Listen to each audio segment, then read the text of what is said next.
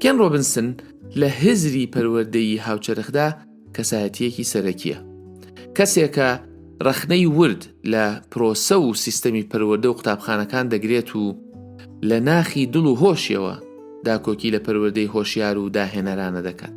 لە ئاستی جیهانیدا هەڵوێستەکانی بەردەوام کاردانەوەیان هەیە، کارەکانی بەرەنگاری بنەماکانی سیستەمی پەروەردەی باو دەبنەوە. ئەو داوای پێداچوونەوەی قوڵ و هەڵسەنگاندنەوەی چۆنیەتی پەرەپێدانی توانای مرۆیی دەکات. کێن ڕۆبنسن لە ساڵی 1950 لە لیڤەرپوڵ ئینگلترا لەدایک بووە. بە منداڵی تووشی شەلەلی منداڵان دەبێت کە کاریگەری جەستەیی لەسەر جێدەهێڵێت. بەڵام ئەم سەختیە نەک هەر نەبووە ڕێگر، بەڵکو بووە هۆی گەشەکردنی ڕوانگەیەکی ناوازە سەبارەت بە توانای مرۆیی و گرنگی تێپەڕاندنی سنوورەکان.